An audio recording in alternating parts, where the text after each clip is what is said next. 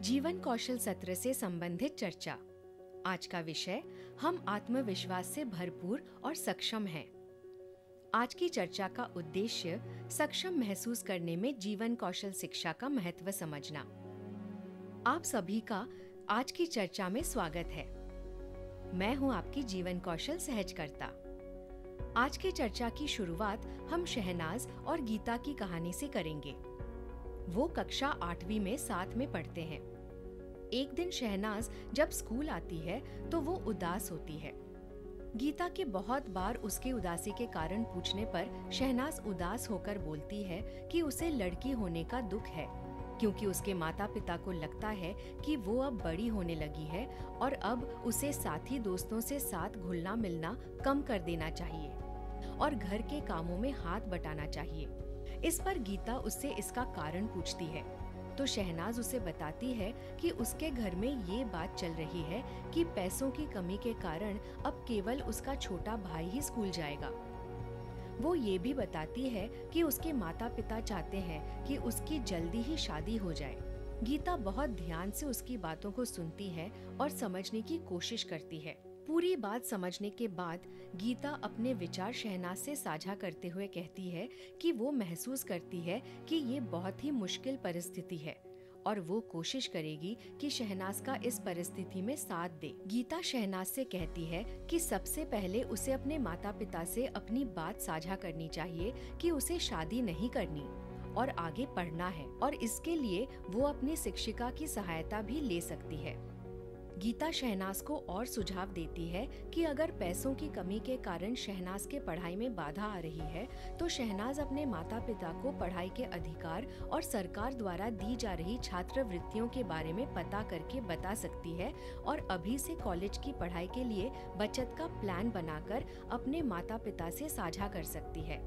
इसके साथ साथ गीता कहती है कि शहनाज घर के काम में और खेतों पर अपने माता पिता का साथ दे सकती है, जिससे उनकी परेशानी कम हो। गीता की बातें सुनने पर शहनाज की थोड़ी उदासी दूर होती है, लेकिन वो कहती है कि उसके माता पिता ऐसा नहीं सोचते जैसा अभी सोच रहे हैं। इस बात पर गीता शहनाज को उसकी जीवन कौशल कक्षा में बताई गई बातों को साझा करती है और शहनाज को उसकी उपलब्धियों पर एक नजर डालने का सुझाव देते हुए बताती है कि इससे हमें ये याद रखने में मदद मिलती है कि हमने क्या सीखा, हम कैसे आगे बढ़ सकते हैं। साथ ही वो उसे प्रोत्साहित करती है कि वो तथ्यों के साथ और दृढ़ता से अपने माता पिता के सामने अपनी बात रखे। गीता कहती है कि अगर हम खुद पर विश्वास रखेंगे व गर्व महसूस करेंगे तो हम अपने भविष्य को उज्जवल बनाएंगे। शहनाज गीता की बात को समझती है और उसका शुक्रिया करती है कि उसने उसकी बातों को सुना, समझा और उसकी सहायता की। वो आज ही अपने शिक्षक से छात्रवृत्ति के बारे में पूछेगी और उनसे अनुरोध करेगी कि वो उसकी सहायता करें अपने माता पिता से बात करने में।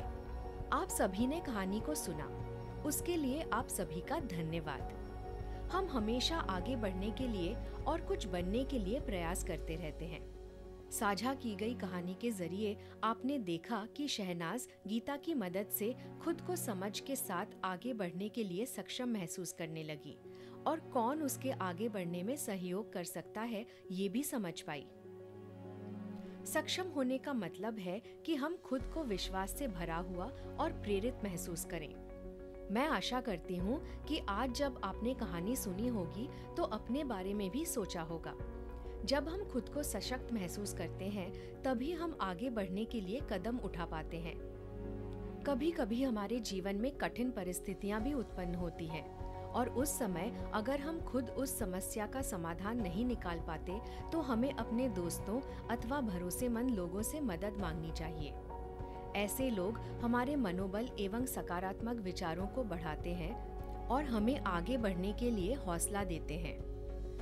आइए हम खुद से समझदार और सक्षम होने का वादा करते हैं और साथ ही अपने साथियों का मनोबल बढ़ाने में मदद करने का संकल्प लेते हैं। आपके जीवन में ऐसे लोग कौन हैं और क्या उन्होंने कभी आपका मनोबल बढ़ाया है? आप हमसे ये जरूर साझा करें। साथ ही मैं आपसे बस ये जानना चाहूंगी कि आपको जीवन कौशल की कौन सी बातें सबसे ज्यादा अच्छी लगी हैं और आपने किस तरह से उन्हें अपने जीवन में इस्तेमाल किया है। हमें अपनी आवाज रिकॉर्ड करके, लिख कर या चित्र के जरिए व्यक्त कर व्हाट्सएप पर भेज सकते हैं। आपको अगर कोई सवाल पूछना हो या कुछ सुझाव भी देने हो तो आप हमसे साझा कर सकते हैं।